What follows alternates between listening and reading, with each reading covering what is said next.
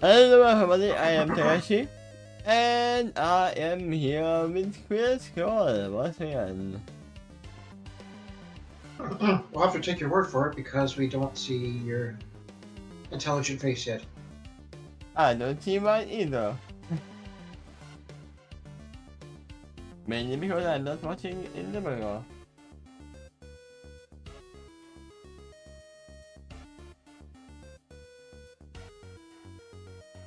But you can get my word for it. I am here.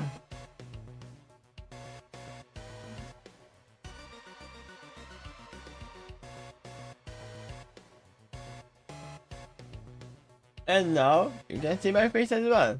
Hi everybody. Hello everybody.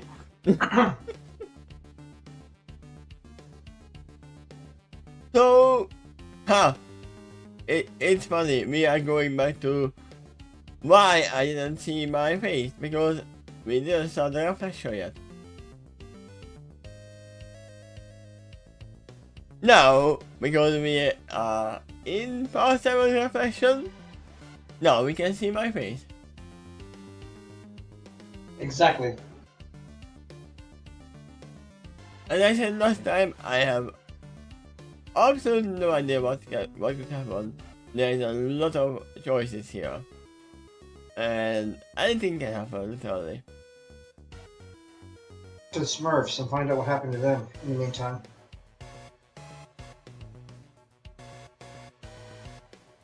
Spoilers.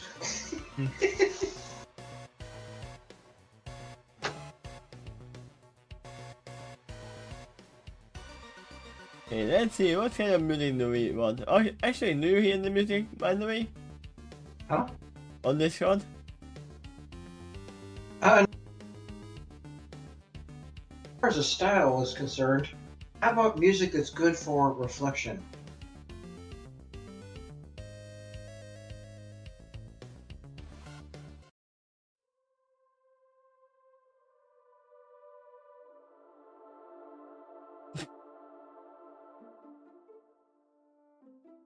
Actually found one.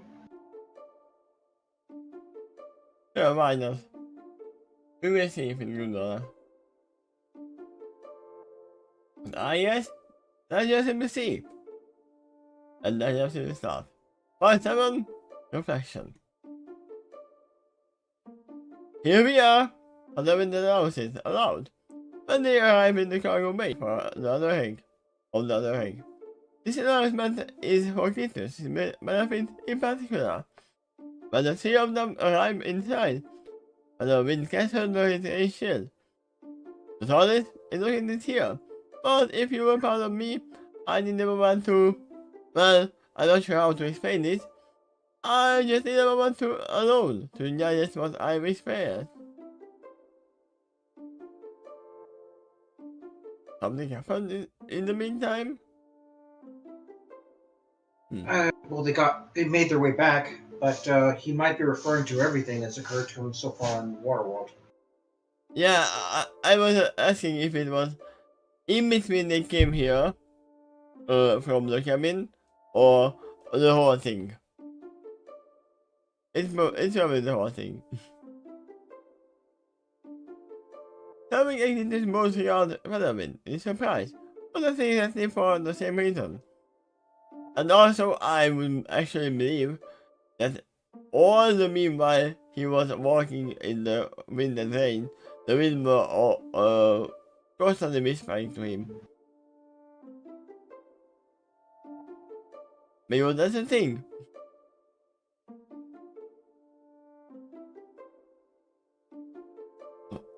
What?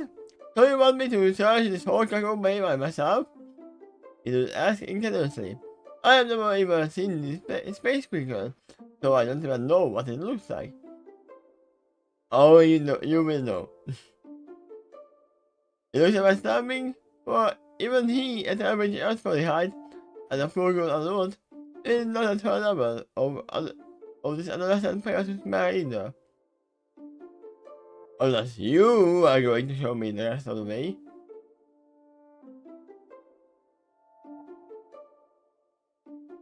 That is not what he said. He said, give me a moment.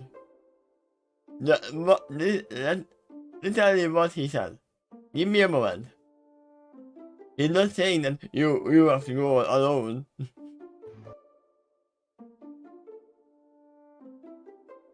Having considered. After all, Philomene did say he wanted to be alone. He paused this for a moment. Then opens her mouth to speak, but the heart, that looks at better when he speaks first. Actually, my family guy, you. Give me a moment. Another moment. Yeah, more moment. Also, why? They, tell me is that if there was no point in the answer there, or the phenomenon, this would make sense. But something is that he would be your guide. But having closed his eyes and concentrated on a span. As a result, silver light emits on the tip of this horn. However, unlike the normal horn-like span, this one hovers away from its horn, and then moves forward a second after its creation. I can imagine one reason why he chooses this. He can actually tell that, oh, only the ones who had been shown the light will find the space vehicle. No one else. Nobody else. He did something like this in Skydancer too, in an earlier chapter as well.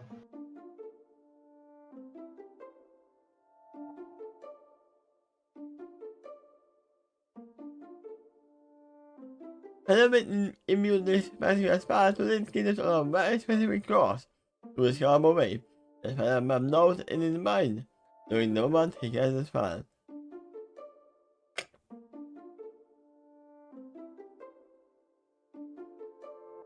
From the lead, the silver wall of light hovers for 10 feet ahead of Kitus, and waits for him to approach closer.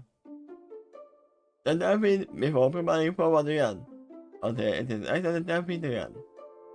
And so repeat, until the span never skits all the way to the destination, or about 30 minutes expire. The reason for the narration it is how much of his own magical energy that has been invested in his particular spell.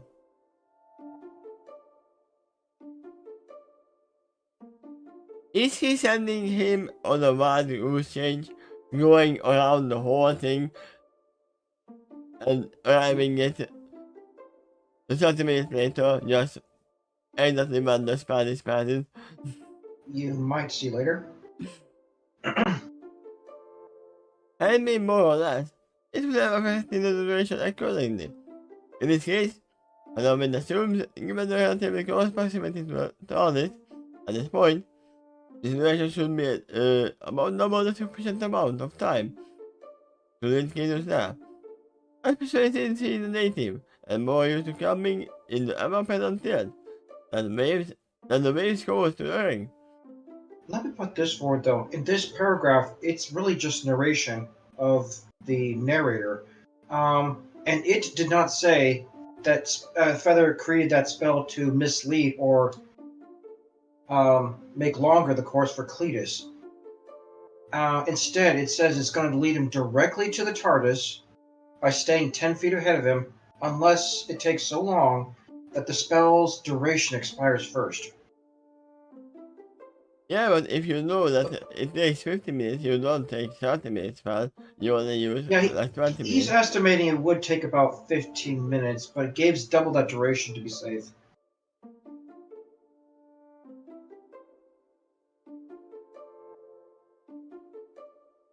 You know why I was asking this? Because he said on a very specific course. Not, you didn't say state to TARDIS, you said very specific course. Which can be leading off way Okay. around. I see. It still leads to the TARDIS, but a longer way. That's how I imagine that. Yeah. Operating night again, follow windows to the silver ball of light. As he said, follow that light. It will lead you to the TARDIS. In addition to that fact, it will also provide you illumination along the way. Wow! It is yes. So that is magic. Is it friendly? Yes, cautiously. It's friendly, but don't get too close, it might bite you. It likes to bark and yap whenever you arrive home. Yeah. But I've been standing outside this entirely with expression. Let's seem to ask, do you have anything I would create a spell that will me? I mean, a spell doesn't have to be friendly. It can be still dangerous to It touch. can be. Especially if it was dark magic. That would tend to specialize in curses. Yeah, just like if you create a fire, it's not not unfriendly, but you still shouldn't touch it. Yeah. He just shouts as he said, just asking, I know that you're familiar with this kind of stuff, you know? Also, it depends on the caster. But the mid expression shifts from dry to mystified as she asks, you have never seen the unicorn before, but you have heard of them? I mean, yeah, because he identified you as one. If he never seen a unicorn and never heard of them, they would have never identified you as one. What's that on your forehead? Ah, that's You a weird- big ass lump on your hand. You weird alien mutant, you?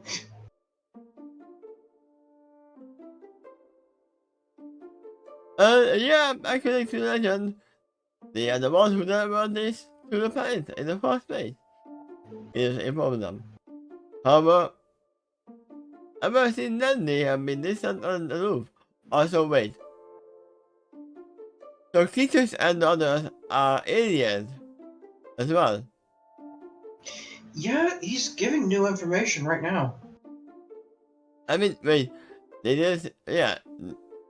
They never asked to this planet. They are all aliens.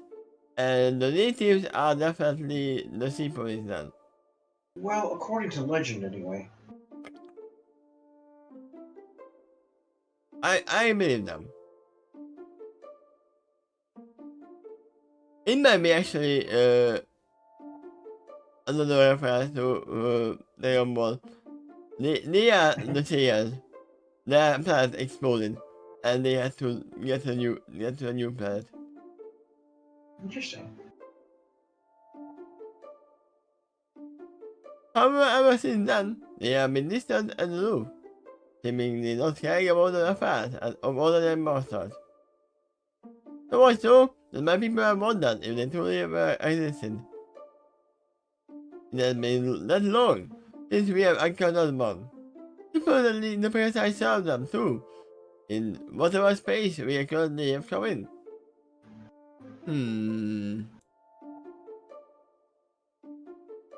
parasite are the changes, serving the magical whims of the gods. I can see that. Here is a point that's serving, I see it. Between the two, the parasite have been sighted more frequently, and they have occasionally served the role of messengers of the gods. Yeah? That is why they asked the doctor, are you talking for him? Yep. Some of them are still here, though. Fair enough to have been so to have been a story told, but once great puppy during your age, but we have to wonder if they were going to die by the time they finally told that story. No, they are just opening their eyes.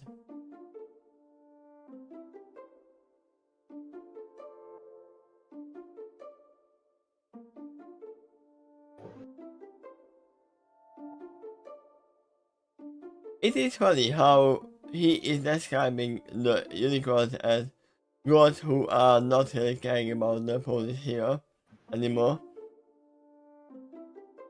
Because that is what caused Ramnon's fall to begin with in Ruby.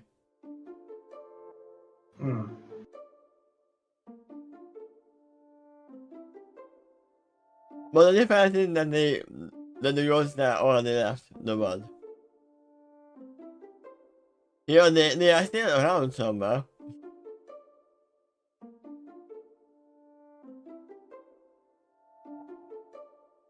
And I can actually imagine a unicorn being like a god to an Earth pony. If they have never seen them before. They can use miracles. Not money, miracles, right? Yeah, can't be given that perception. Now I'm hitting Takeshy here. Wow! But I mean, this message. I still looked away from creatures with a minor look of horror. The unicorn's eye. Then he looks back at creatures. I see assures more calmly. Wait.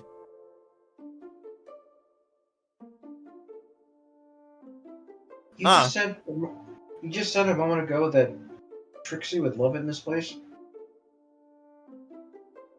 Yeah, because they would not dare to not clap. That would definitely match.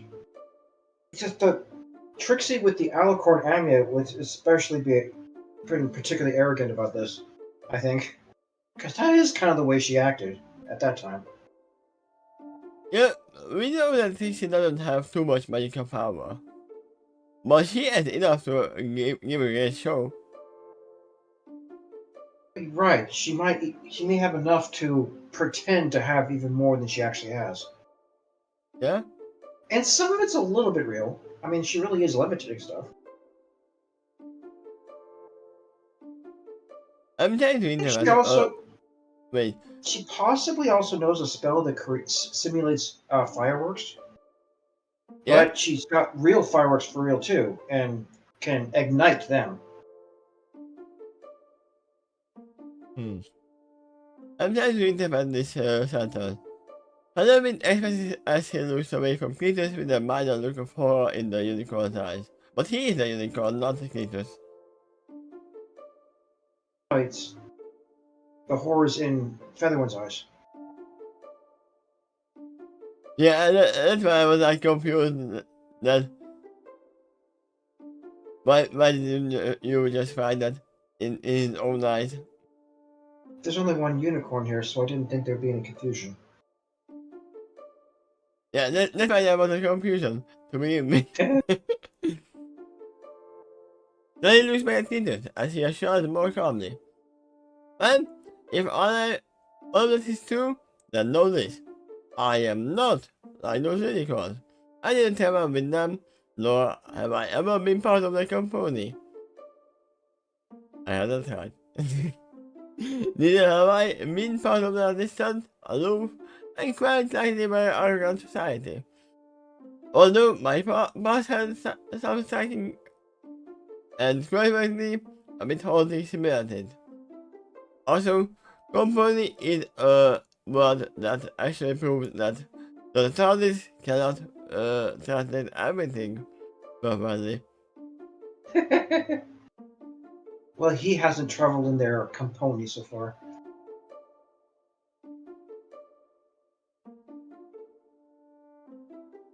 Yeah, I mean, every pony else knows that it's supposed to be company. But he had to ask, what did you say that, really? The doctor said that. Yeah, the doctor, I mean. That's why I said every pony else knows. That Right.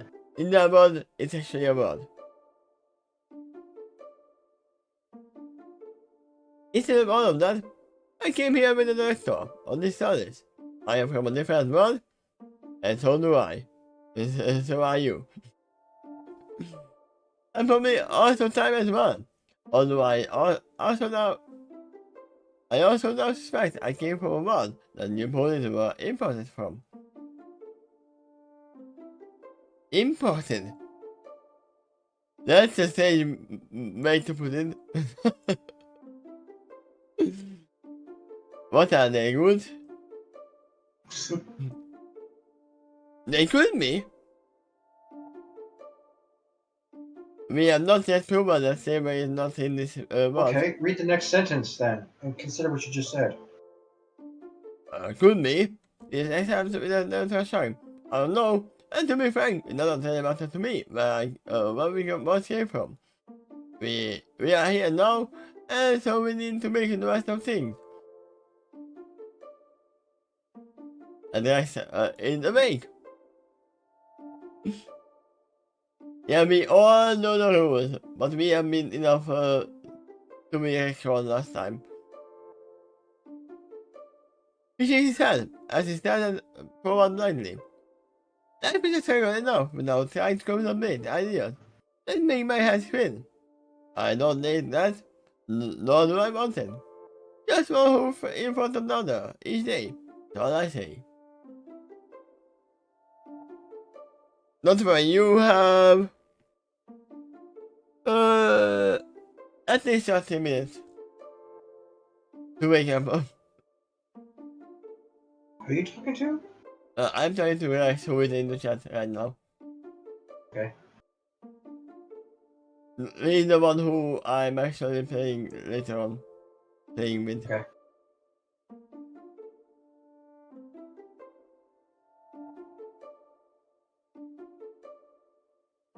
I don't need that.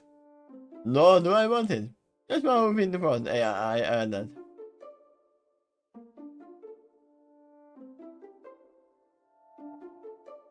It's not really another random person, it is actually the author of this story. Hello. It's Quill Scroll.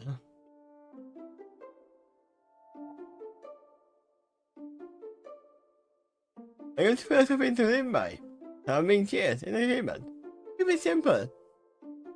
So, I love you, random citizen. So I just follow the light, right? Little checks as he glances back at Fellow Wind.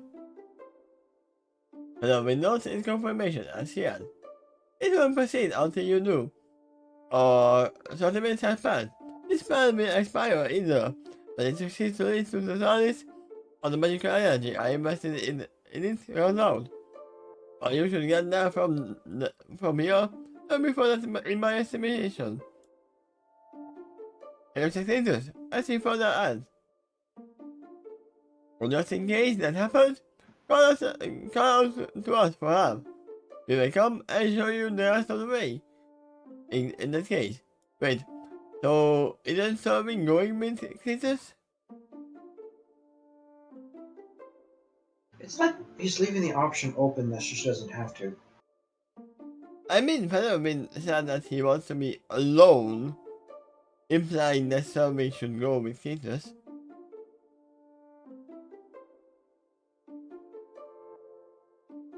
That's what she was thinking too. Alright, thank you, sir. In the same with a nod of appreciation, before proceeding to follow the magical light. After Cletus leaves, there have been one last thing that's serving, who silently conveys she'd welcome to join him if she wishes.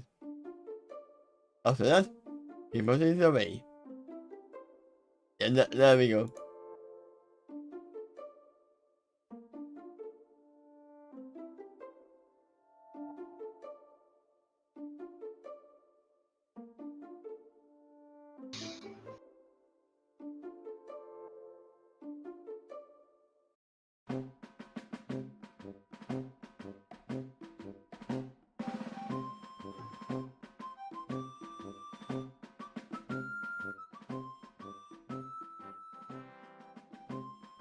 Why not?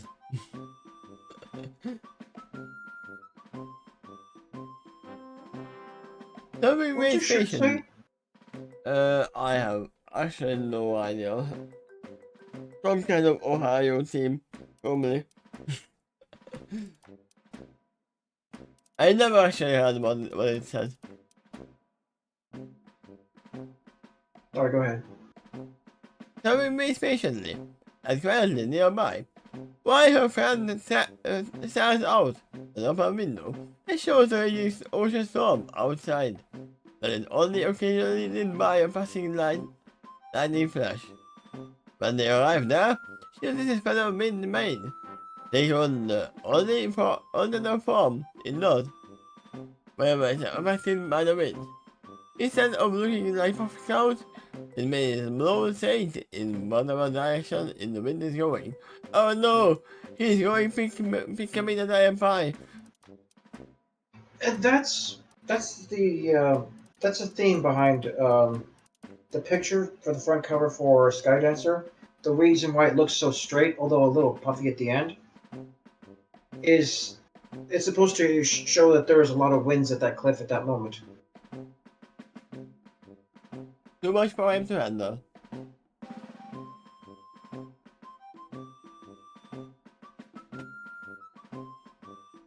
Having known that her friend is a well-named thinker and feeler.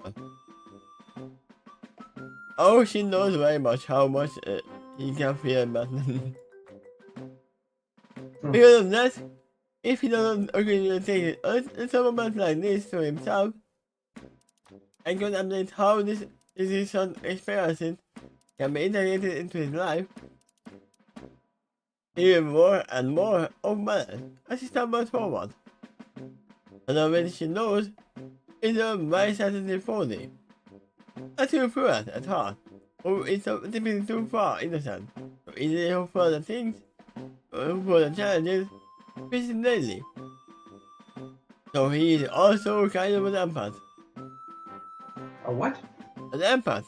A feeler. Oh, okay, yeah. Not in a sense like a mission is, but almost. And she has admitted to herself that recent experiences were far more challenging and unusual. And unusual. Yeah?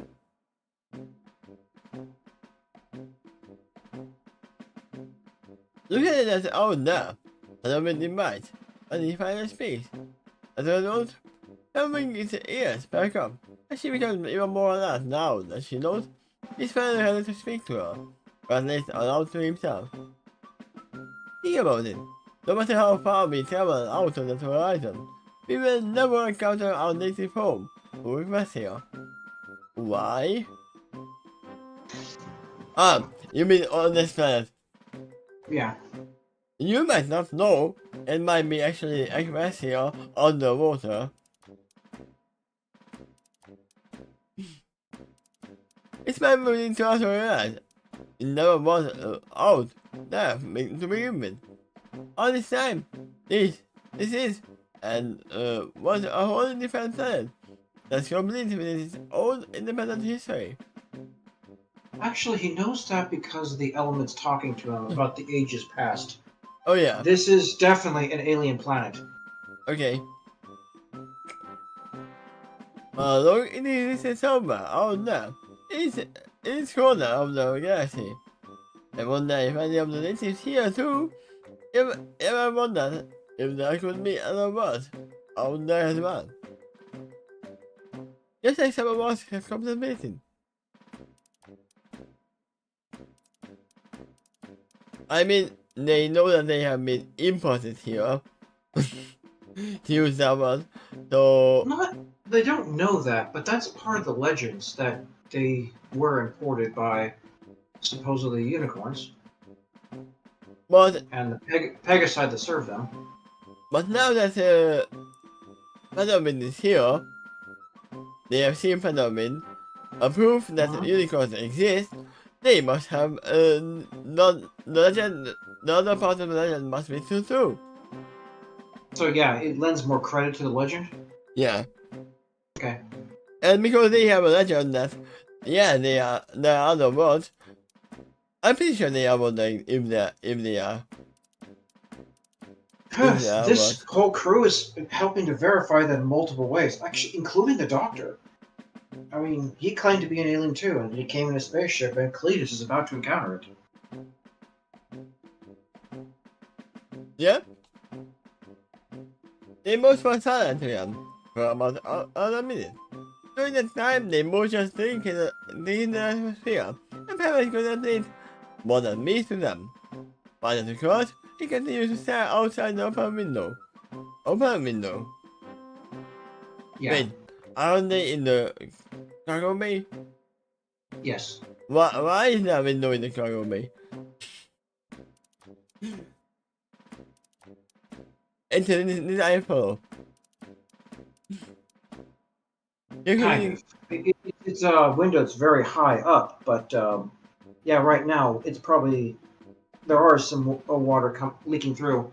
I think this is the kind of window that never had glass, but you're about to learn later on it does have iron bars. He really gets smashed with ocean mist below of it, but he doesn't mind or seems to notice at all. It's not like asthma. The space of nature here have taught me that the native boys weren't always here. I mean, he just has so right now as well. So then basically the nature spirits are agreeing with that pony's legend. Yeah? Imagine goes on. They cycle in nature from time immemorial. Always busy, I couldn't doing their own thing and never saw the need to ever could have been unapproximated in reality. Until a new situation confronts them, rather than other things that don't enter their minds.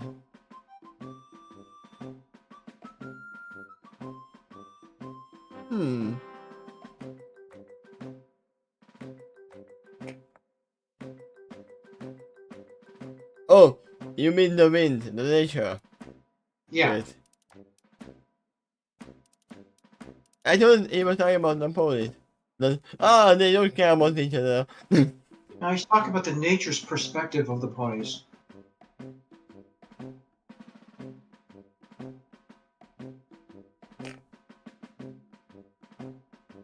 Yeah, I get it now.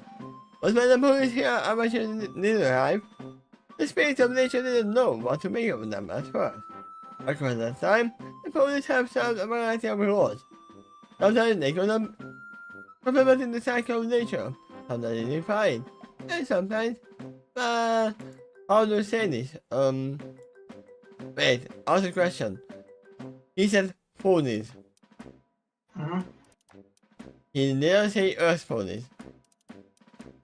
So, the unicorns are alien to this planet as well. Might be.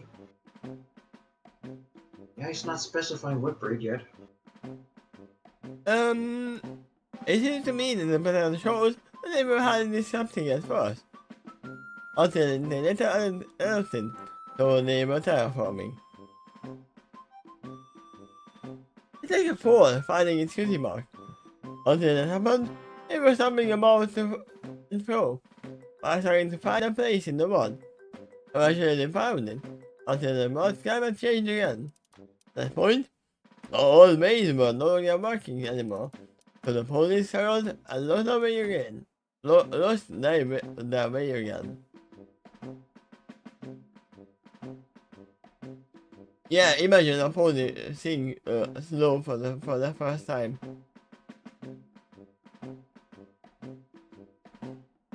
Meanwhile, all this time, there exist other sentient race. There are two natives to this world. One side in the other are farmers. The sea ponies. I mean, they might not be the sea ponies, but we will see. If you ask me, the case evolving and developing in the world composed almost completely of water makes a lot of sense. The relationship with the ponies and has had ups and downs across many thousand years. Overall, Kingdom is about the rise and fall of the tides. It comes in waves. How appropriate. How appropriate. Yeah. They fall silent for another 2 minutes. This time before he speaks again.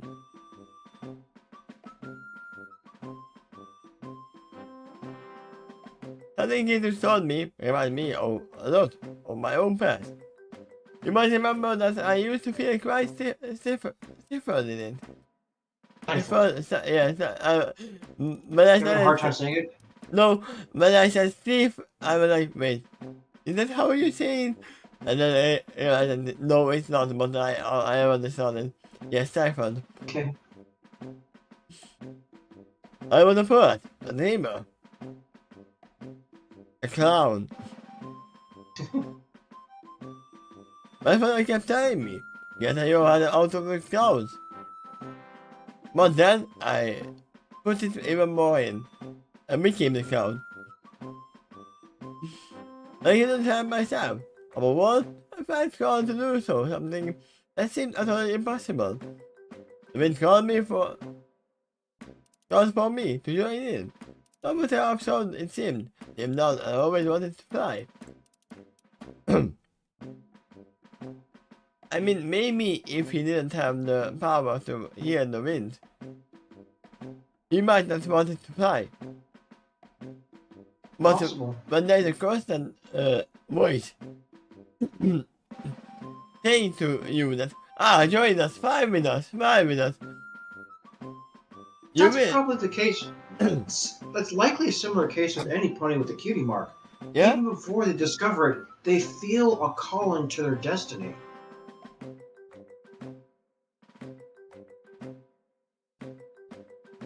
And that's what my cutie mark is telling me.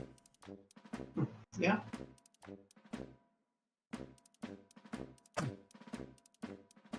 The freedom of it all always had such a powerful allure to me.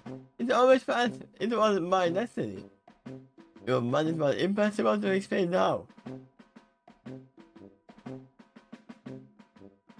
But then, one day, I did discover my cutie mark, but I finally really listened to the nature. I flew. I became as light as a feather. With the blue on the wind. Freedom at last. and finally to confirmation of who I am. From the neon, my new name was Phenomenon.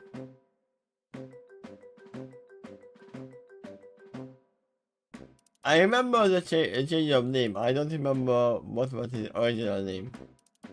Quill Scroll. I assume so. I was not. I was like, I don't want to say anything stupid.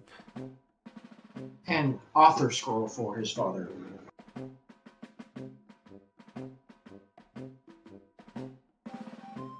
Was there anything like a poet scroll or something in the family before? What? A poet scroll, Skype Yeah. scroll. Probably, and I actually have heard that name in the show somewhere. Oh, I think. Scribe Scroll? when I returned home later, my relationship with my father changed in important, fundamental ways. So my new cutie mark on my flag is a proof of my unusual abilities for a unicorn. It was at that point that he finally realized my hand was meant to be in the clouds. That's who I was. That's who I always wanted. That's always who I was. And he could no longer deny it. Because I had proved that I am me. Yeah.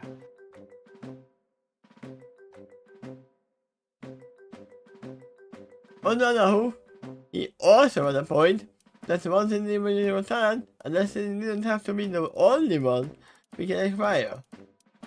He had a point that there is value in being someone grounded and connected to the world, as large as well as the society that dwells within it.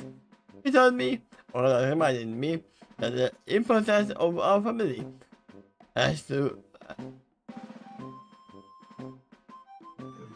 Our family has to the legacy of Equestria. Yeah, that's why I was like, has to. Wait, what? The importance our family has to the legacy of Equestria. We are understood talented wizards, teachers, and most importantly, we are record keepers. In most great and preserve the most tangible form of memories of our race can possibly forge. Through time and space. In this case. Through our work, we remain connected to our history, so that we can learn from them. Because of that, we don't have to repeat mistakes of the past, and often, we can also capitalize upon the triumph of our forebears. That really is important. And if I remember correctly, in your world, magic is visible. Right? Yeah. Yes, it is. Because I think theoretically only the sparse illuminated are visible. Rarity said that I wish that unicorn magic wasn't so luminescent in the gem cave because she was nervous about the bats above. I mean, she was using Lumos. Hmm. She was using light on her own body when she said that. It's definitely visible when they're specifically creating light as well.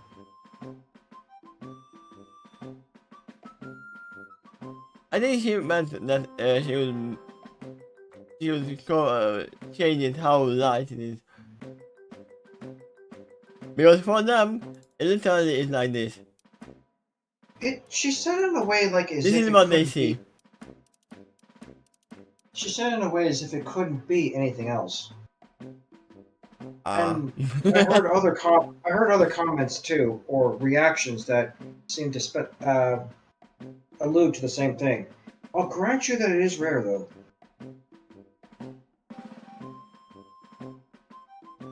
Not once did I ever see a pony point to the horn that's glowing and say, "Your horn color is green," or something like that. Yeah, maybe only the ones who are using the magic can see them, or only the viewers can see them. Oh, yeah. Here's my It'd be name. fair to say the show does leave that up to interpretation, and I did. You know why I think that? Because of the mystery. The thing. They didn't use magic and they didn't see that someone used magic. Have hidden it, like say under a cloth, and it'd still be effective. Here's my name. I finally achieved a great step in my ultimate dream anyway.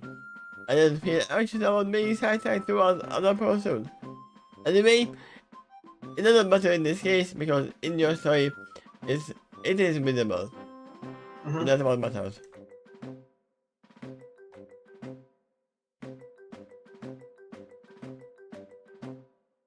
I mean, no magic can change no time.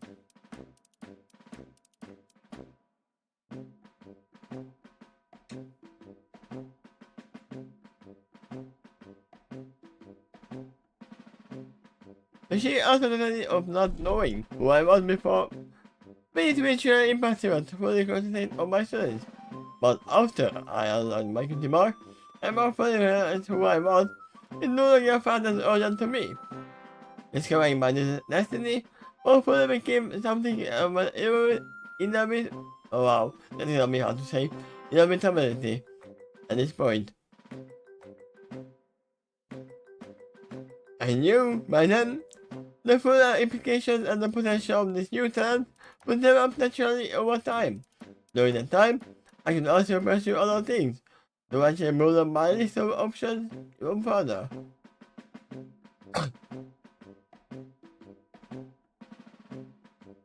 Aside from convincing me of the importance of acquiring more knowledge and the things we can do with it, my father also had a point that our ability to master wizardry is also special to me. Yeah, it is actually a well-known practice among parents. If you let your kid do what they want, but tell them to also do things that they should learn, it's better than, oh no, you cannot do what you want, and you have to do what I tell to you. Because then they won't have any motivation at all. Okay, in that sentence, I'm going to get rid of the first word also because it was in that sentence later on. So I'm just kind of repeating it. Which sentence? That one above there. Let's see. Let me. I believe you still have it highlighted.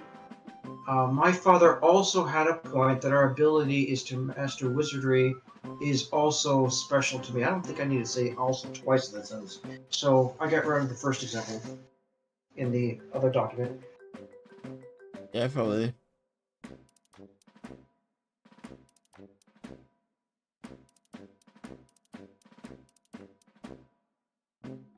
It's actually good that you are finding the minor inconveniences and you can fix them in post. Looks like I'm doing a better job of getting rid of the major ones. I mean, I believe that there were a lot of major ones you have already taken out of. Yeah. Bamboo helped. He's still on the lookout for them. Yeah. Yes. Doing out. It was here. He's so cute. And the moment element case on a spherical line. Like before, it flows down from his horn. He is upon it with four like wonder. As he was a roof on each side of the ball of light. And if he physically holding an intangible force. In his eyes, it looks like he tells that which he mirrors. I would actually laugh because he created this one, the other one dispersed. Hey, who turned off the lights? Now, he invested a duration in the other spells, so it's independent now. That probably means he lost control of it too. It's just gonna do what it's programmed to do. unless he seizes control of it again. And he probably needs line of sight on it to do that. I mean, in the end, there are spells that has a duration, but also you have to concentrate on it. So you can cast it twice. But probably not gonna be for this one. It is literally just dancing light, right? Exactly. The main difference is she doesn't have as much control of the color. Yeah. And there's another thing. I believe that spell in D&D typically creates 3 balls of light. In some versions, you can even shape it, like turn into a light that's shaped like a bunny rabbit or a carrot or a piece of paper. I mean, you can shape it into being one globe, one ball.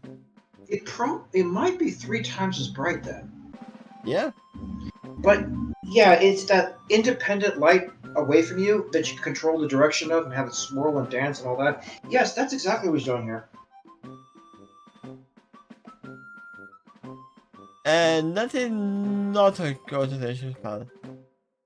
So we have proven in the end terms that you can cast it again. To my father, Parliament could go on by using a science and a tool.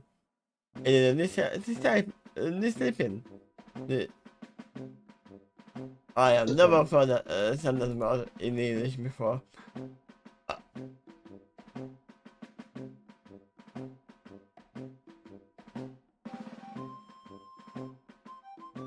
You ever seen the word discipline? No, I seen the word, I never said the word. Okay.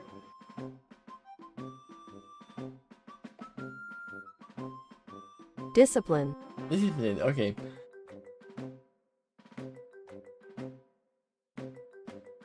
Have to make sure its structure it is logical and repeatable. I said the word disciple before, which comes with the same word but not the same word. It is logical and repeatable. For him, it's almost ordinary, so he is not a wild magic sorcerer. I mean, for them they are mages, right? They learn magic. Yes. I mean, in a sense, unicorns are more like sorcerers. Because the magic is in their blood, they don't need to learn that to use it. It's a combination. The magic is inside of them and they pull it out, but the spell books they have teaches them how to forge it into specific forms. Yeah. They are a mix of mages and sorcerers. Yep. Yeah. Oh, music changes, okay. Let me see what we have.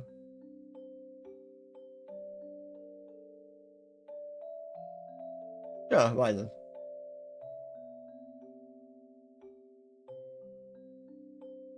It is glue that holds us together. But you can like painting after him. And it's what we are. So we didn't see a reason to regard it as anything too special. I mean, yeah, that is why people, ponies were so annoyed at Takeshy. That, oh, you are showing a stupid text. I can do that too. You are mad. It is actually hard to actually do magic tricks in a world where magic is well known. And not special at all.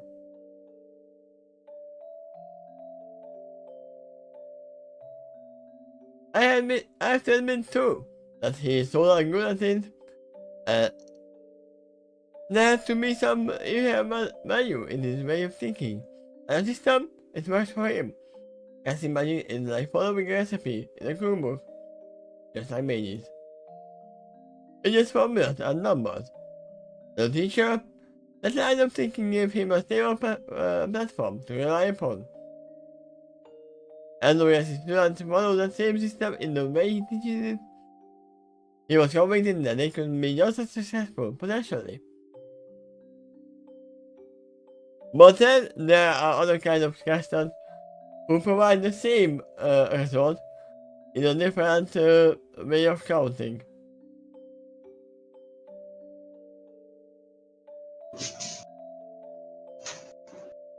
I remember when my math teacher was like, how did you even get to this solution? It's good, it's right. I see you have written down everything. But where did you learn this? I didn't teach this. Because some of the math I was learning at home. Before they even taught me in school.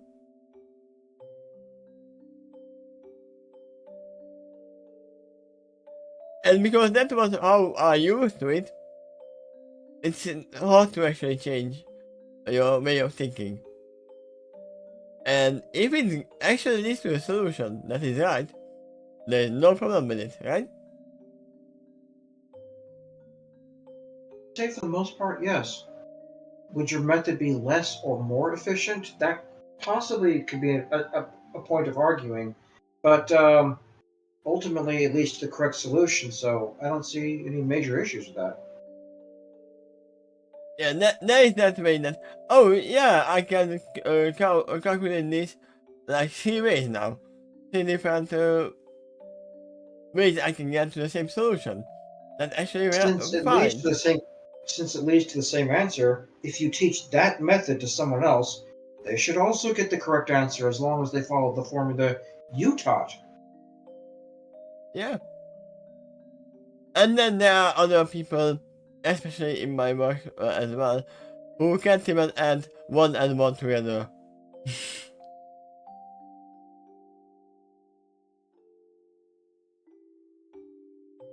However, to me, magic is a thing of beauty and wonder. It's an art. It is living energy. It is the essence of our existence. Beyond that which we can fully grasp. It's like a taste of potential of unlimited reality.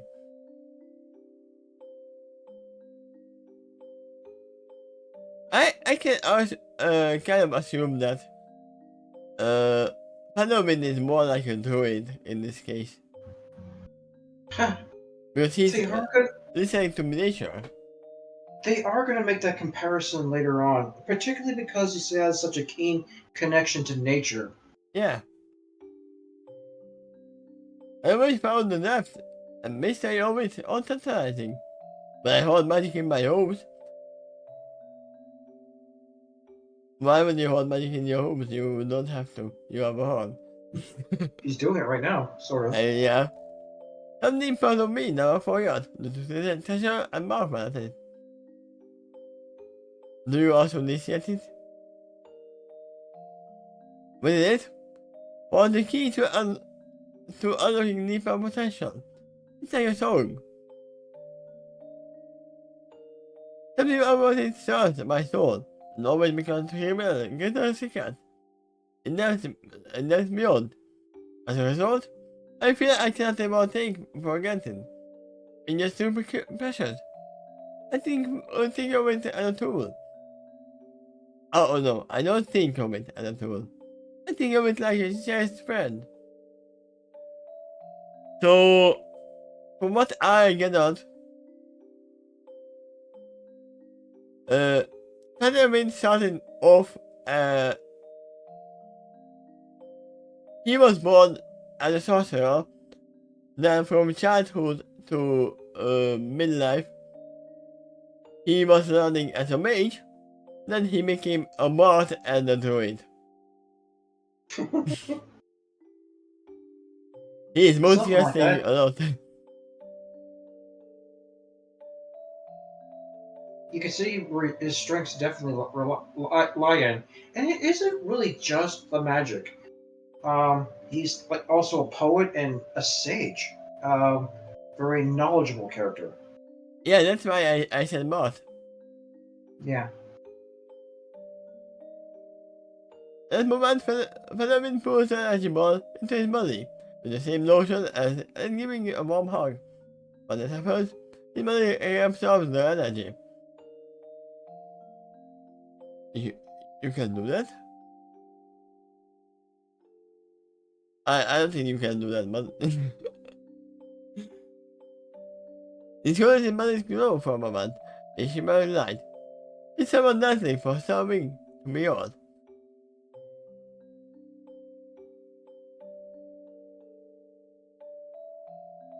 After a deep and content sigh, Hanamin slowly opens his eyes and lifts his head. His forearms are also lower to rest on his lap. Now, if this was actually a thing, I could actually see a very big cheese in D&D. You know what? You cast this dancing light all around you, use up all your mana, all your spell slots, have a long rest, and then give them, hug them again. And you have double! Perhaps, unless you can't retain more than your maximum, and the energy you reabsorb doesn't include what was spent. If some of the rounds of duration were ticked up in after creating the dancing light, and before you reabsorbed it, you absorb less magic back than you cast in the first place. Unless you did it immediately. And one of the ways you can describe reabsorbing magic is like taking water back in. Like he used this magic to create water, and then he drank it again. Yeah, so it doesn't give you back the magical energy at all. It was just showmanship. And that's what I assume. That's what I'm gonna assume. Okay. I love my magic. There's definitely that. After leaping from the side, and the wind will slowly open his eyes and lift his hand. His forehead is also lower to rest on his lap. My unrealized uncle, Roland, once told me that magic is actually drawn from two primary components of the caster.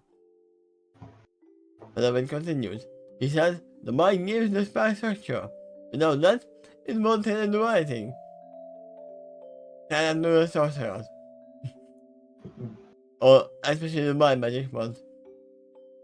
One can only summon it, and without putting it in a container of some sort, it will just flash almost uselessly.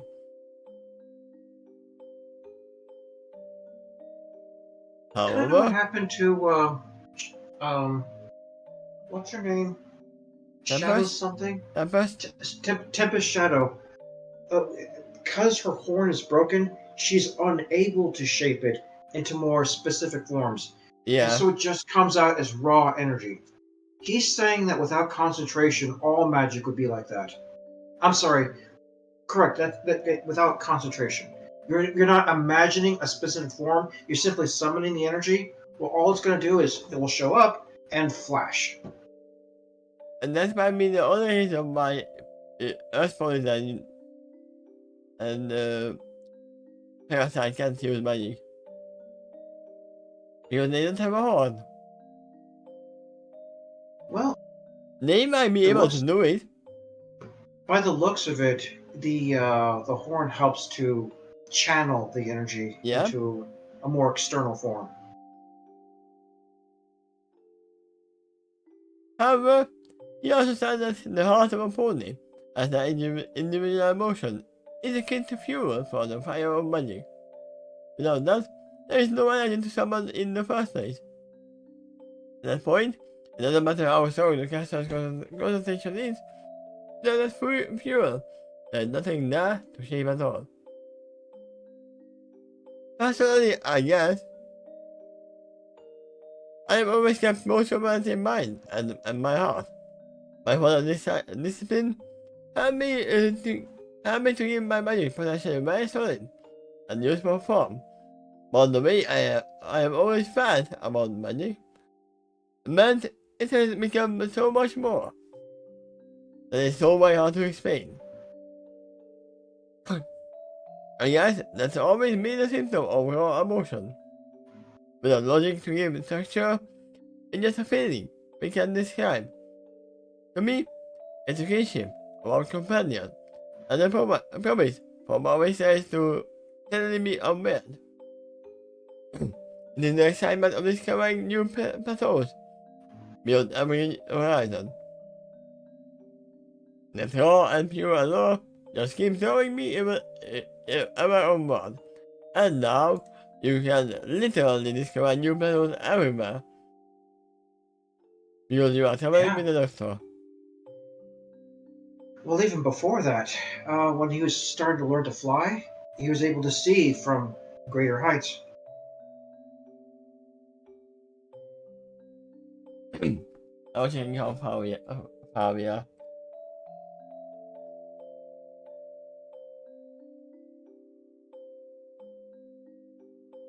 He sighed again, in deep contentment. Let's settle down.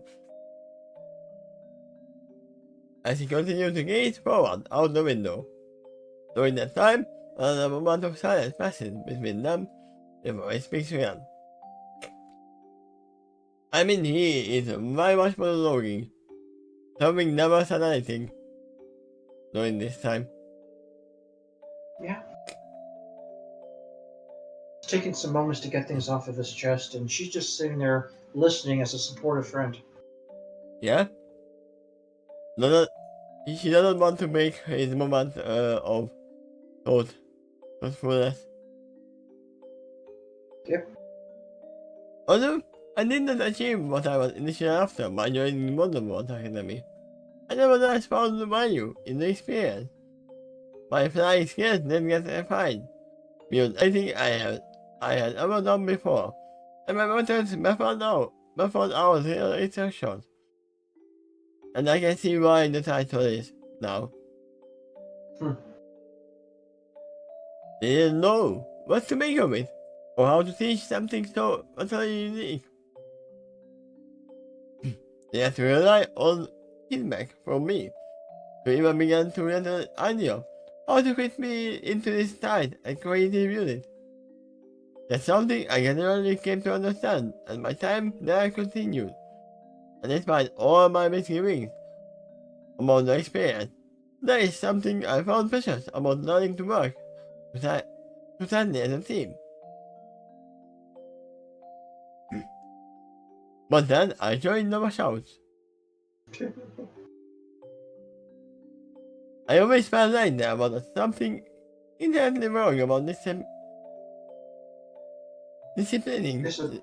Yeah. The pure element of the wind. Like that. Yes, I still find great value in the experience as a whole for most creators.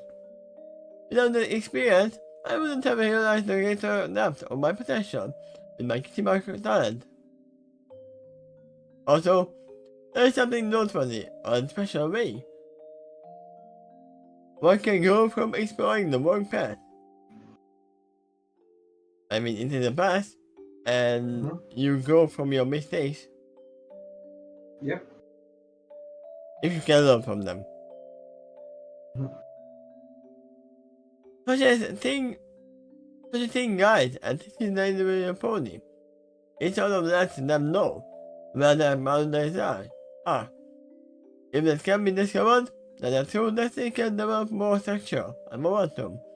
Once that happens, a very important self-confidence gradually ensues. Yeah.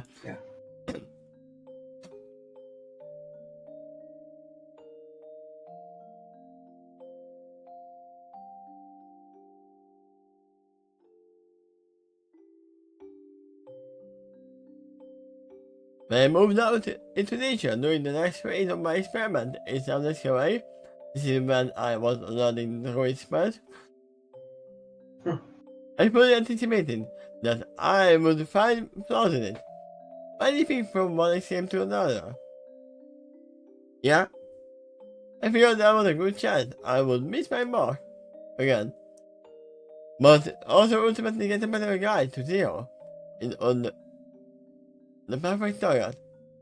I am abandoning all society and all structure. I was alone out there, no goods or services, including emergency services. I would probably say emergency ones, because you all the services here.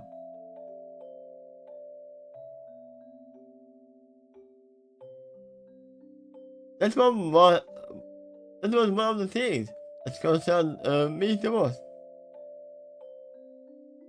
So we finally popped in. You remember how I insisted on daily midnight reports, right? It was because I wanted to consent assurance that you were alright. By keeping a general track of where you were as well. And I could move in and rescue you just in case your health deteriorated for some reason. But everything else solving calmly in a matter that seemed to wait to see if something was finished with her point. But later seemed like it was. He looked forward out the window again and continued. To my surprise, I found my place in her own nature far more easily than I initially anticipated. I mean, I was born and raised among the aristocracy. We are so accustomed to always having plenty of goods and services available at our market call. So much so that most of them go at least occasionally to rely heavily upon it. By being raised with a considered mentality of always far more than we need in life, the sheer idea of not being with any of the luxuries our station can provide in society like that feels pretty much uncomfortable to them. And that is also why, if you have raised a wild animal with yourself, at yourself, that's why you can't suddenly put it back to the wilderness. I mean, you can, but you have to slowly get them used to it. During the stock market crash of the 1920s, people actually leapt out of the buildings to suicide because they've suddenly gone from great wealth to squalor, at least by the numbers, and they really couldn't take it.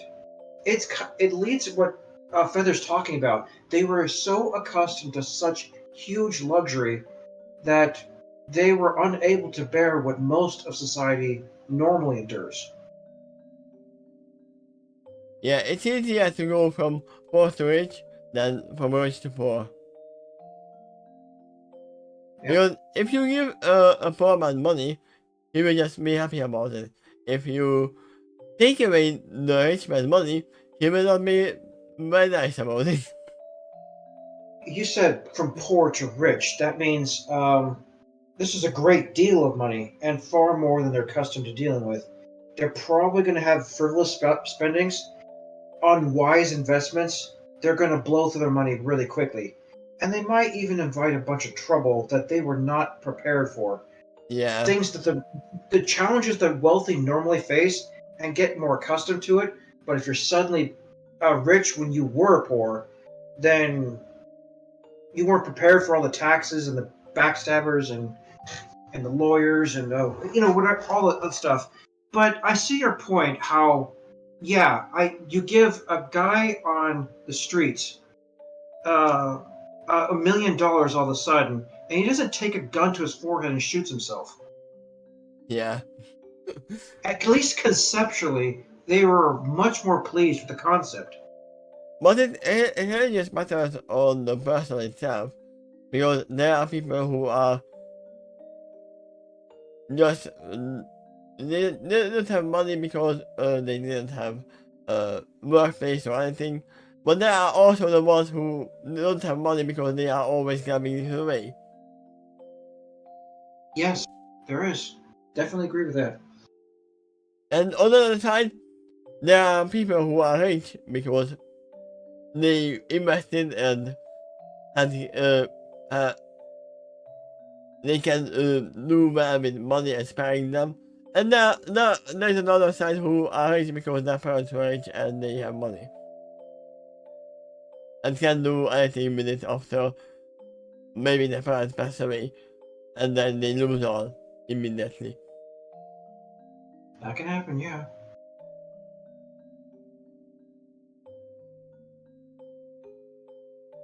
But yeah, if they lose that luxury, it's gonna be a lot of problem for them. Because they are used to it. Yeah, major culture shock there. And they can get used to going into the lower things that, oh no, I have to spend money to buy food. The paragraph began with, "To my surprise." He was describing why it's usually a major shock to the wealthy, but he handled it easily. I can imagine normal phone is like, wait, I have to sell all my clothes and I have to go naked on the street? Remember, only the rich and wealthy and the fashion police are having clothing. Yeah, well, in that situation, rarity would faint. Yeah. I mean, not anymore. I guess we have seen her cosplaying an Applejack.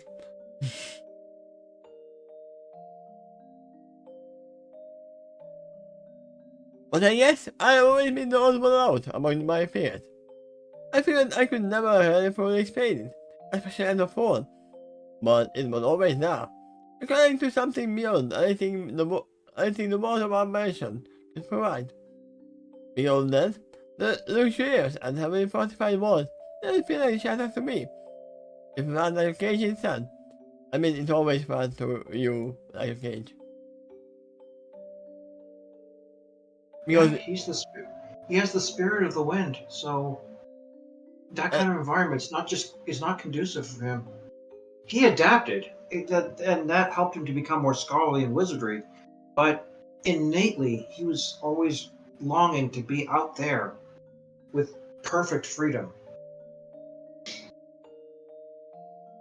I'm pretty sure that I told that you were gonna say Pepper Freezer.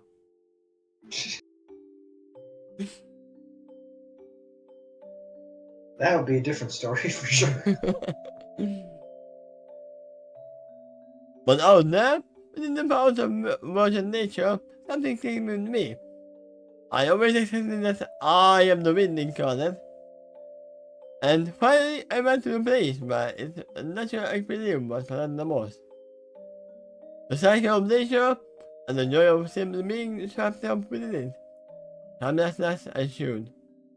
Because that obscurity melted away, I became simply another part of it. Like a living pure element of nature. I became the wind. Oh, become the moon. It's what it said in the second line. I am the wind. I simply became another part of it, like a living pure element of nature. It definitely has its own vibe to it too. In fact, I found an important aspect of myself. The only real flaw of it all was the ever-building loneliness. Now imagine that without the wind messaging. I've helped. This was the only thing that signaled I was just a bit off target in this experiment. But then you came for a minute, and it basically confirmed something I already knew. But that it was hard to talk, because I hadn't done it for so long. I didn't even know how long it had been until you told me. You were the only one who was loaded with stories to tell. By listening to it, they went to me to greater decay the difference between being lost in a pure element of nature and the comparatively fast-paced modern society from my heart. The day-to-day differences that usually always provided some detail that they never encountered before. It's very strange to me, yet still, I was glad for your company. Being with you and sharing your existence human your emptiness within human emptiness within me. It's very good someone's feeling. You are the cause to fill my heart full. Aw. Aw. And then it pauses and still looks up before going on to say, remember last time I was asking, not last time, but probably during the first chapter, I'm asking where it is, do they already know that they love each other? This tells that yes. Mm-hmm. But an appreciation of Vision's mother showed up. Apparition. Appreciation, yeah. Yeah, when I said Vision's mother and I was like, wait, what? I really appreciate her. Thanks to the spell she cast, of whom I mistook for Vision herself at the time. She told me that her daughter was in danger by a temple, and that I was the only one who responded fast enough to met her. I remember I was there. So I'm very confused. Was she there? I think she was. She was.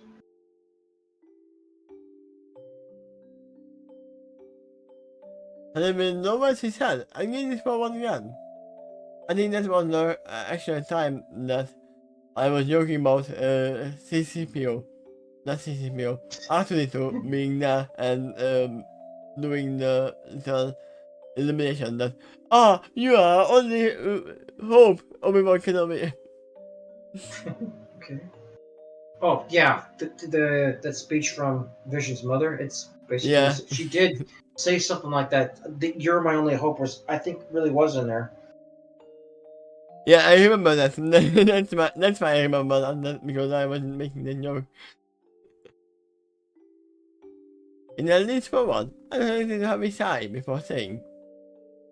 And then she told us, and me in particular, and that which place her temper was the same which was in the orchard swamp a few years ago. Fruit match? Vampire fruit match? Orchard's the name of the family right now. Yeah, I know what I was doing. I mean, it's not now a match. Hmm. True. I've never encountered a opponent more frightening than he is so far. But that's the point. He's never designed to be scared. He was never designed to be scary. So that he could get all of fear energy from King Sombra. King Sombra. This abundant spirit of a science. They still float somewhere out there and gathering energy from multiple sources for numerous purposes. For all you know, it might be right behind you. That would be a surprise. It's a different world.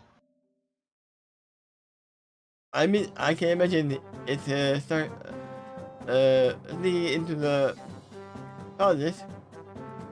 It's probably a different time too. Yeah?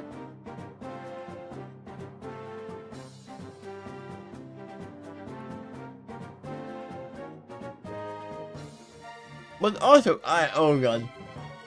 I imagine everything. So let me put out the music.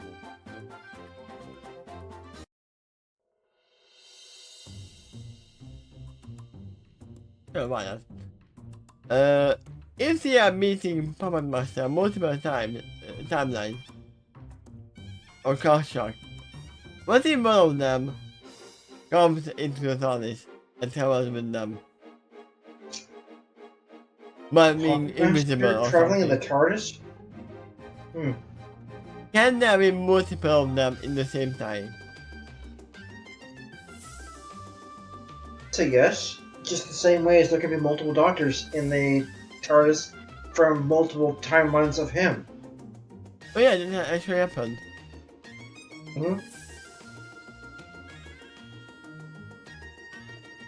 So It's possible. Puppet Master actually wasn't that bad of a guy earlier in his history.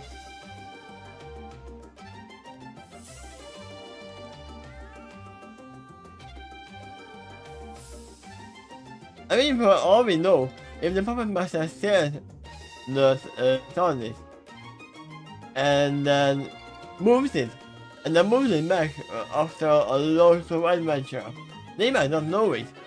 They might never have figured it out.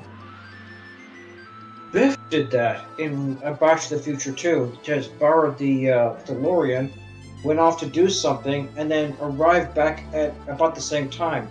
But when they left the future to go back to what was supposed to be Marty's present, it was totally different because of something Biff did in the 1950s.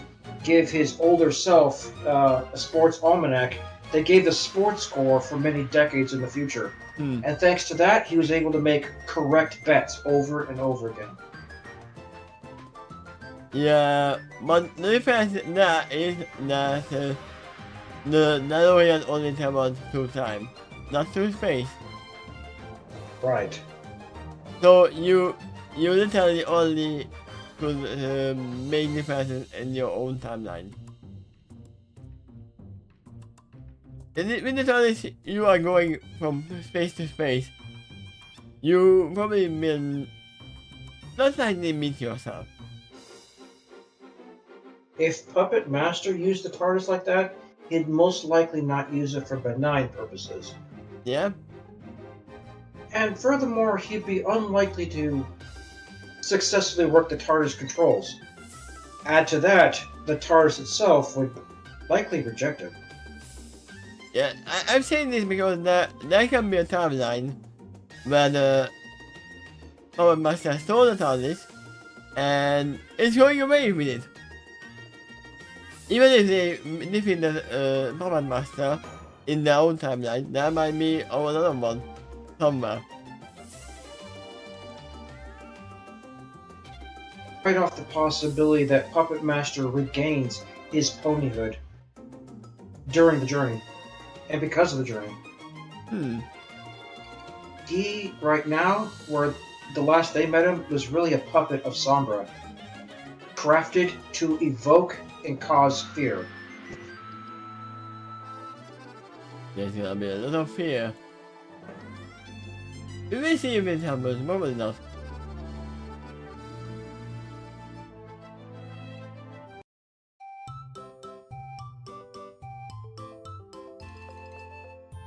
There are some happy music. Now that you know my family is from a lineage. That sounds from him. That is why he told me. That is why he sent his agent, Puppet Master, after Vision. Someone was simply exploiting another avenue with more information, which would later lead to another large leap in his dark design. Halloween paused again as he closed his eyes. After a moment of silence, he said, I still have nightmares about that horribly elevated puppet. Behind it, I can literally stand and the hole that poor Puppet Master sings. Ultimately, he too is a victim. I mean, yeah. Yep. He is the victim of the grand design. Well, he's saying Puppet Master is a victim crafted by Sombra. And even before this adventure, they also found out that Sombra is a victim of a dark curse. When he discovered a dark crystal or something like that, and it infected his horn, and that's what eventually caused his dark transformation. But his good side was saved in the tri-tip crystal. Yeah, the Librarian. I mean, that's what I preserved what was left of his normal ponyhood. I mean, that might be why there was a fully angry Sombra out there, because he has put all the good side of him into the crystal. Yeah, that would make sense. I mean, this is a disturbing for a moment. In doing so, he still has arrived at a lovingly efficient attention. Taking that knowledge, and looks out at the window again. There is much I didn't expect in an adventure. I didn't expect that adventure at all. After the horror which was at the orchard farm, there was a part of me that always was something important but unfinished. But it eventually lifted away. I had no mercy gathering return. But then, it is ugly and again. And I was once again confronted with the dark past. Just like that last time, too. Just like the last time, too. But they come out here as well. Yeah. So you can say it with the pause. Just like last time, too. You happen to be there. You just happened to be there to read the message. And once again, you will send my wind command from destiny. For that, I feel guilty.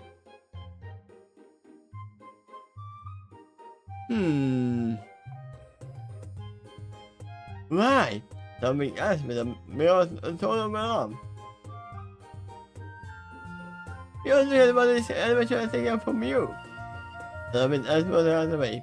Your friends decided from me, your family, your career, as professional player mobile.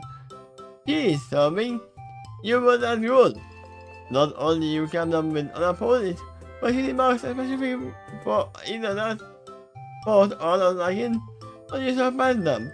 You didn't like when you didn't even have a kitty mark at all.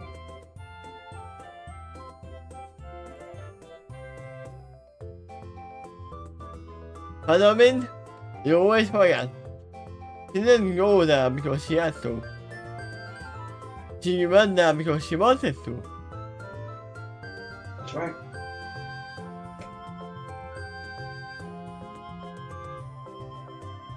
Powerful and beautiful, that's what you were, and say that to me. You're the amazing in the sky, like nobody in the business.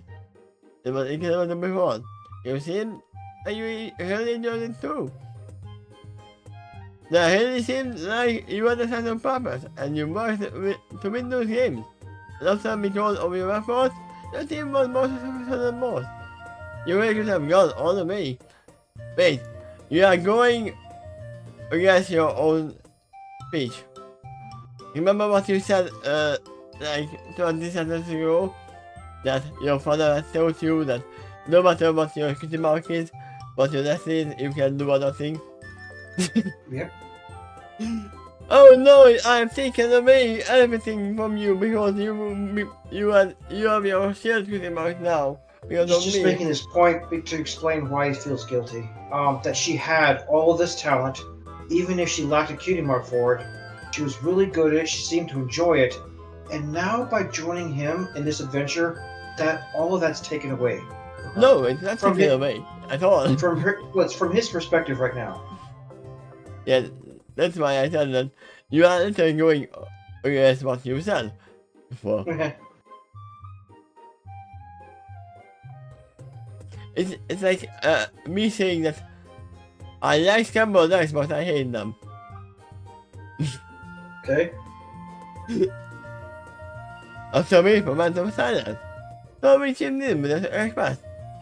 Did I talk now? But I mean to your son, a question, I said. Of course you can, son. You are always welcome to do so. I'm not even sure why you think you need to my permission.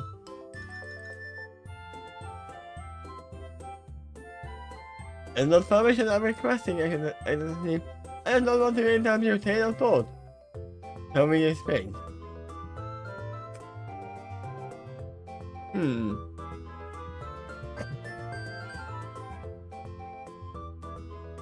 You don't have to interrupt.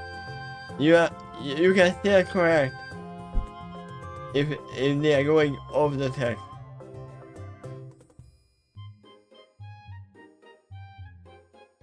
Halloween smiles and the note at her in silent understanding.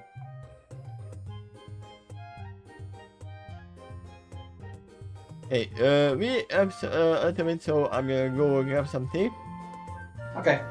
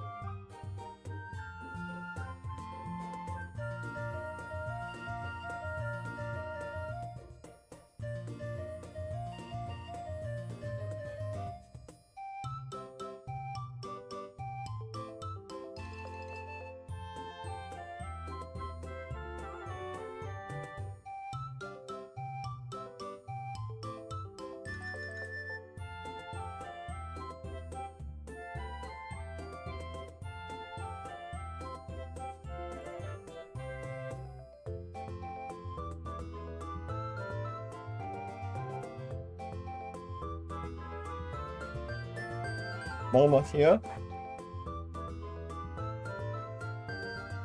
No, I am. Welcome back. Welcome back.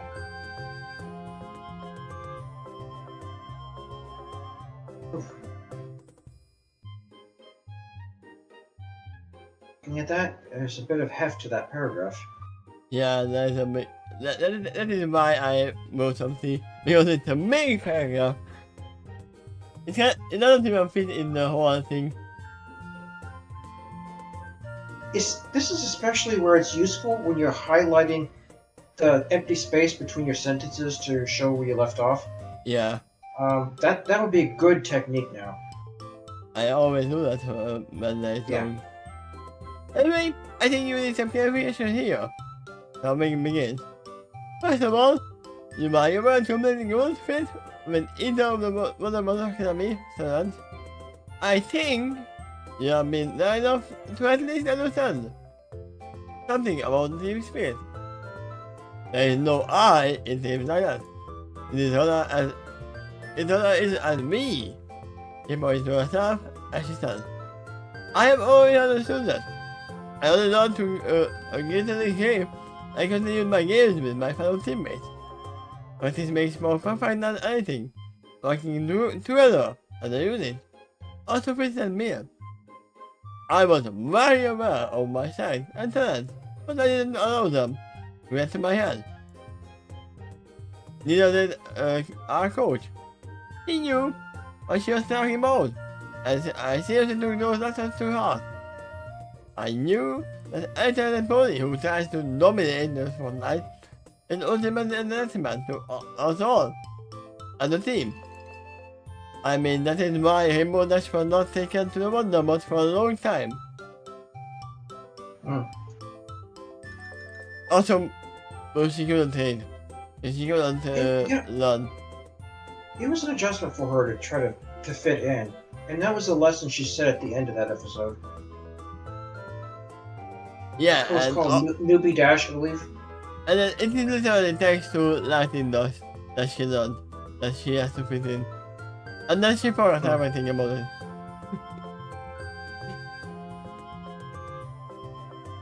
She just went to the side and invented her own team, full of members who kind of think like her.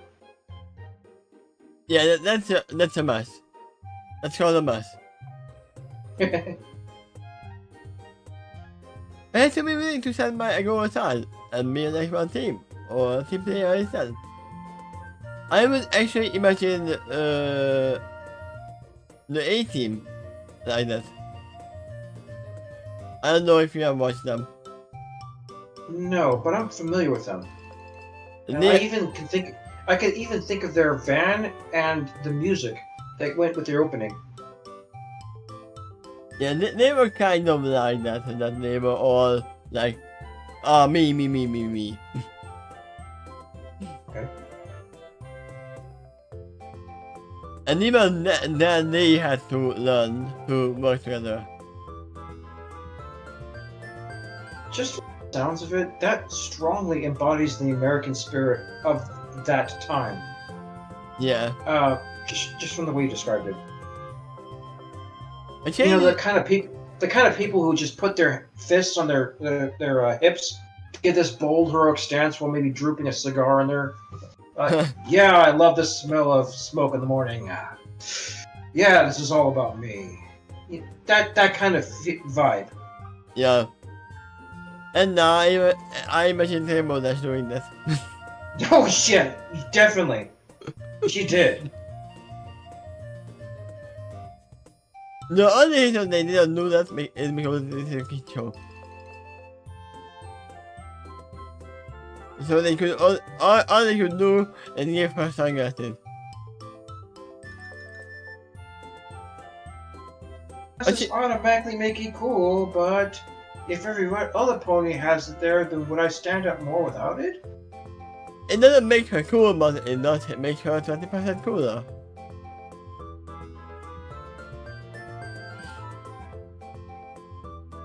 A change is only as strong as its weakest thing. That is not always true. It's Instead of putting all the focus on myself, I supported my team. I found the clown ball to them every time when I easily could have scored a goal. That is a problem. If you could have easily scored the goal, then you should have scored the goal. You should have done that. When you could have not scored the goal and saw them being open, then you gave them the ball. Right? That would be normally true. You can read on to find out more about why she made the decision. Literally, when you are not making a shot, when you know that you can score, that's a mistake. That's a mistake. And you needed to practice. Ah, you mean in practice, not in actual matches. Okay, that's different. Sometimes the decision costs us a few points, and even in the game. Oh no, in the game as a whole. But I see in the minute we want to get the prize. The other opponent on the team has a fair chance of defeat, including our ultimate potential opponent to one. When we are strong as a whole, we are far more harder to beat any challenge alone. We have always felt it was important to realize that. And also figure you knew about that too, on some level. And after experiences at the academy. Despite all of your problems here, or problems there, I was proud of you. For that, because I figured you carried something with you, and ultimately made you much better pony on their side.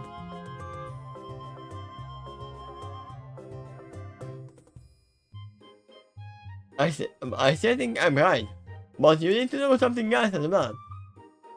In all the time I played the game in my earlier years, I still never got my kitty mark.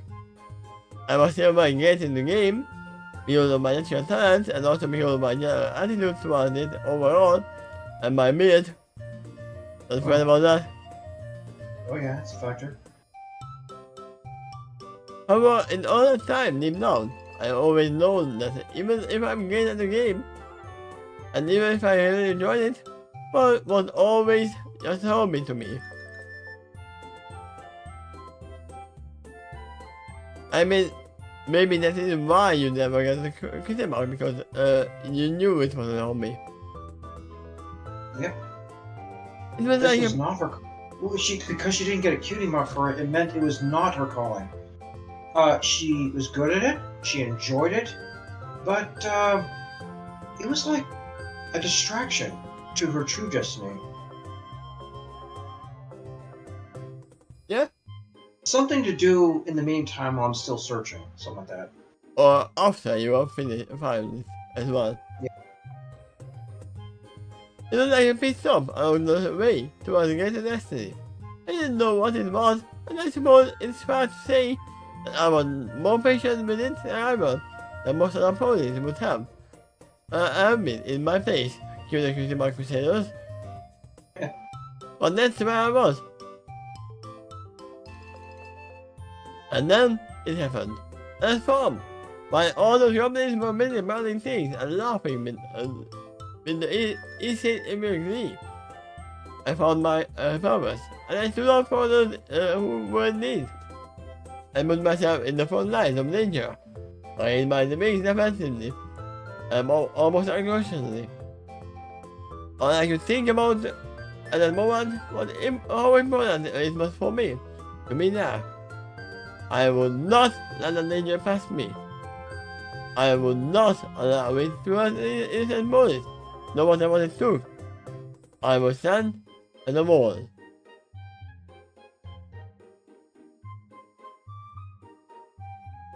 Good move to catch that bold word on the word "not" there. Yeah. I was wondering why the other nuts were not wood. Well, she already said it once. She just put the heavy emphasis on the first time she said that.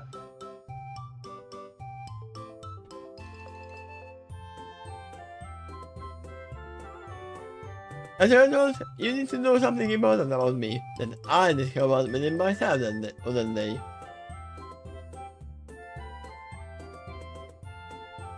They thought I bleeding at the hospital and recovering from multiple fractures. But I have never felt more proud of myself. I have never felt that it was fulfilled. Just as you felt a thrill on the first day you flew. I laid back on that hospital bed and had been told that, through my thoughts on the day, lives were spared. I am strong. I can deal with punishment. Those who family might not have been so lucky, and I not been intervened. And I not intervened. That is such a sacred gift. And I knew in my heart I had the power to do it again, and again, and again. Each time, life is saved. Oh. Each time. Yeah, Another life. I was thinking that she's going further. Each time another life is saved. Each time the value of my existence is doubled again. Because I live, because I exist, and because I was there in time to make an important difference. Other lives continue. I look upon this fact and realize, in my heart, I don't even care about the life. I can take it or leave it. What's more important to me? That lives were saved.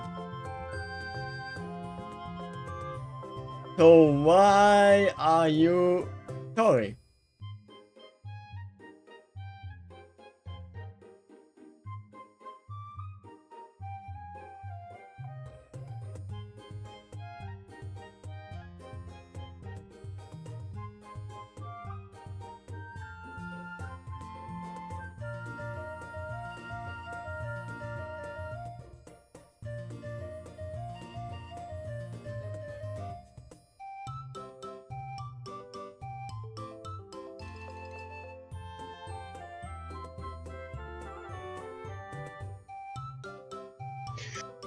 Lucky sitting up a ticket?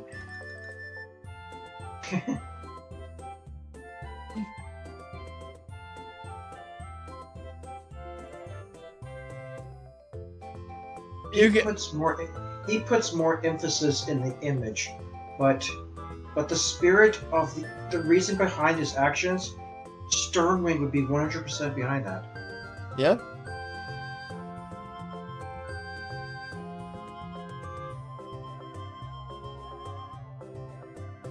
But that he's also about the image too, because he sees the value in the image as well. Because he can stand there gloriously with huge fists and shining teeth, it gives courage to others, thinking we have a powerful guardian in the way. We are that much safer. So it's not just defending them physically, but defending them emotionally. It's a little different because for something, she wasn't a fan because she can. Yeah. She can and she cares. Yeah, that's why I said the production is more motherly. I love fun. I love my teammates, and of course, I will always love my friends and family.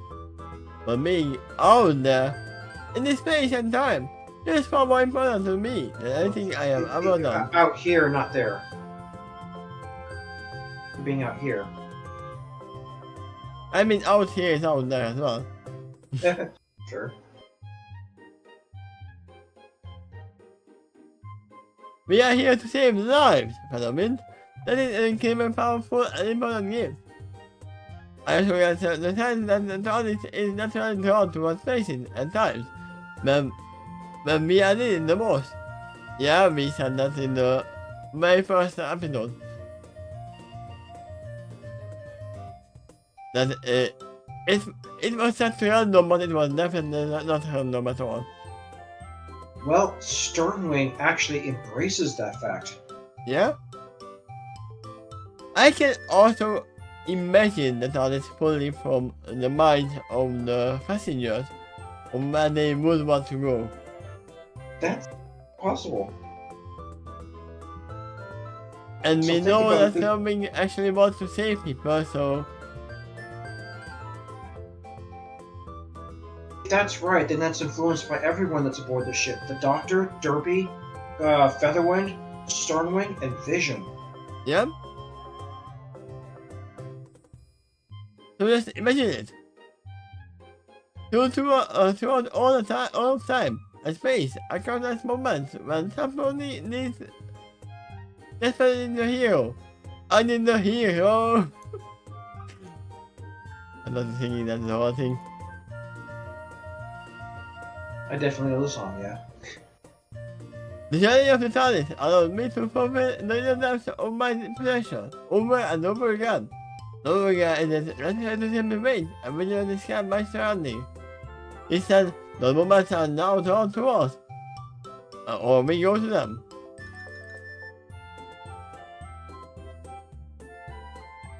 So please, fellow, I beg of you, do not demean me by saving or feeling guilt or shame over me being here, when this is otherwise my proudest and most important moment.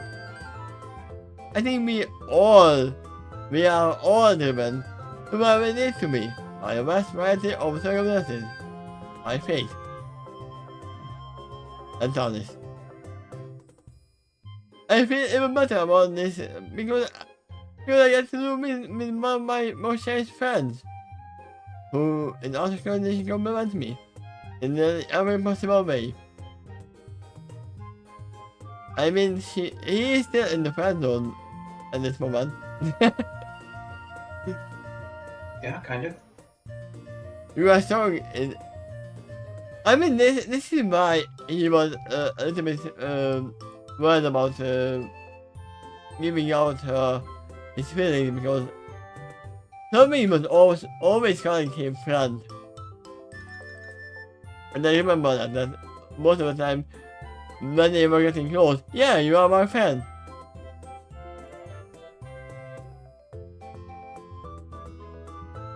Not giving the game flag at all.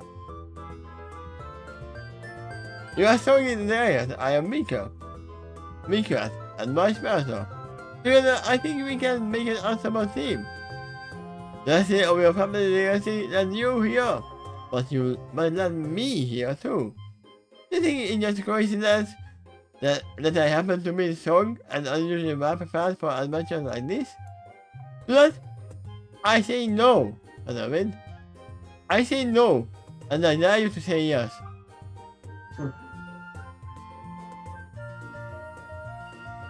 I will always say that proudly and so too. I don't know what tomorrow will bring, but I'm going to wait I'm going to wait to find out. For now, I'm confident on what is in for me. One whole thing from another, and every single day. You can overanalyze and worry about my responsibilities your heart content. But personally, I choose to narrow my focus to whatever purpose seems to be most important right in front of me. If I see anybody innocent in danger, he was innocent. But I can see her actually saving the villain as well. Doctor would. Yeah. I'm going to be flying to have, however I can. While I do that, I hope you will have my back too. Because despite your inner struggle with your confidence, you are actually very good at this as well. I wish you wouldn't love yourself as much. But I'm still content to let you be you. Whatever that is, It's working somehow. I think we will always find ourselves escaping by, or better.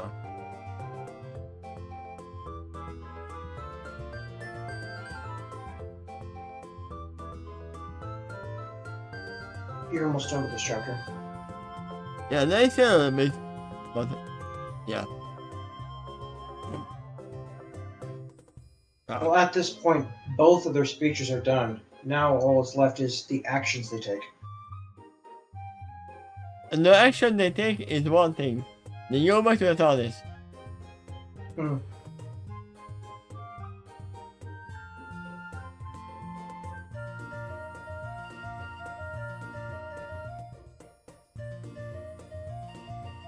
And then they find out that Cletus actually entered the TARDIS and is taking hostage of Richard and Duffy. They're having wild and crazy adventures right now. Hmm. The Derpy, Vision, and the Red Dick. Yeah? That's the new title of the show.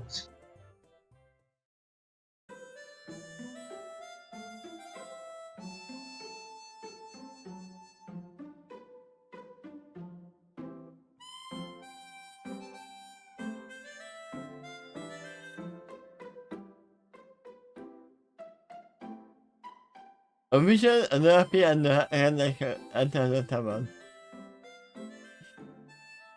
And the minion stares at her, as if trying to decide how sincere she is. Eventually the expression sinks into a loving smile towards her. It is an expression she quickly returns. After that, he settles himself against her body, actually at her neck area. He wraps his own hand around her neck, almost as if to hug it. In return, he wraps her giant wings around his tiny body and pulls him closely next to her. When she does so, he feels a chill from his tiny body, as he was somebody good at hiding until now. And yet, the close proximity in this intimate moment gradually evolves that away. For one moment, this moment makes him recall when they are stuck in the middle of another storm. Fortunately for them, they found shelter in the cave nearby, when they waited out the storm. He used a home beam to heat the earth nearby, both for warmth and light, and she used her body to hug him close to share that body heat. Something was intoxicating to him about smiling her wet body during that moment. And when he realizes that she is often very symbolic of moments like that, she always liked this warm and cold shelter that just approaches sharply, with harsh and dark weather like this. No matter how hard a storm rages just outside the cave,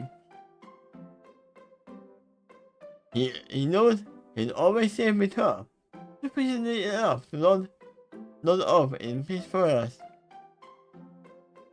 All the storms of the world can't harm him in their protective and loving embrace. This moment proves to be no exception. Until it gets ruined. This chapter is... My Cleaver's coming back and saying, yeah, your light disappeared, and the TARDIS was not in there. This moment is kind of like a recap of the first several, I would say the first 13 chapters of the Skydancer book. Just in case you haven't read that, this will catch you up on it. But, so while it's a little bit of a repeat, it's also fits the moment where he's reflecting on his past in order to sort of catch his breath. Yeah, I wouldn't say... amidst this chaotic adventure he's been going through. I wouldn't say it's a recap, it's a reflection. It's a reflection, that's right. So, what did you think of this very character-driven moment? I would actually say it is definitely this. For Definitely me, definitely needed. For me at least. Okay. Because it is a nice refresher for anyone who has had it or a long time ago. And it is a needed establishment of what they have went through together. If they have never had it before. Right. Whether you've read The Sky Dancer or not, this reveals why they feel the way they feel about each other and about their situation around them. You get to know them as characters, and they're getting to know each other better. Yeah. I think most of their feelings.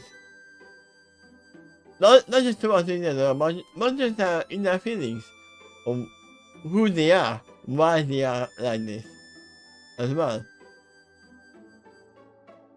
Yeah, very much so.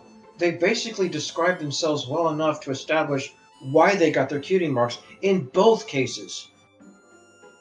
Now we need more for Richard and Luffy as well. No, just kidding, but It might happen. it might happen. Let me see. What was with the doctor? Okay, we are gonna see what happens in the with the patients. Probably. Okay. But yeah, we are gonna end it. And it's not gonna be tomorrow. Next one. This it'd be an example of a little bit heavier chapter in terms of word length. I mean the one you just read. And this next one's about the same length. I forget which one exactly is longer, but they're close.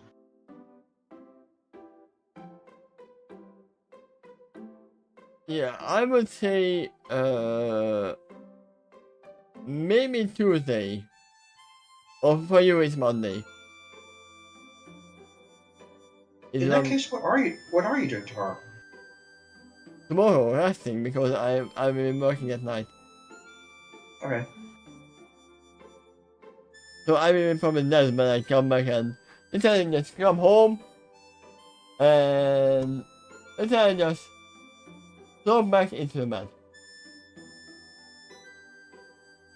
You said next Monday for me? Yeah.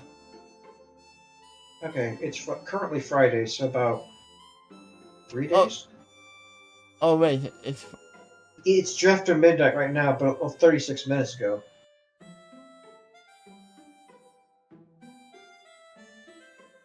yeah, the starting point is gonna be Monday, most probably when we finish is gonna be on Tuesday for you as well.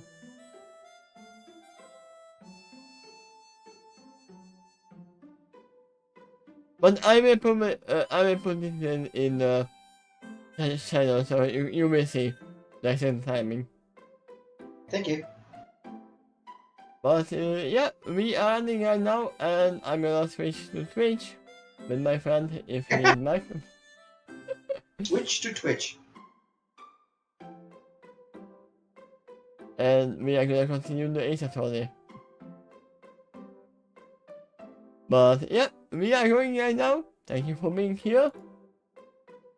And see you next time. Bye bye.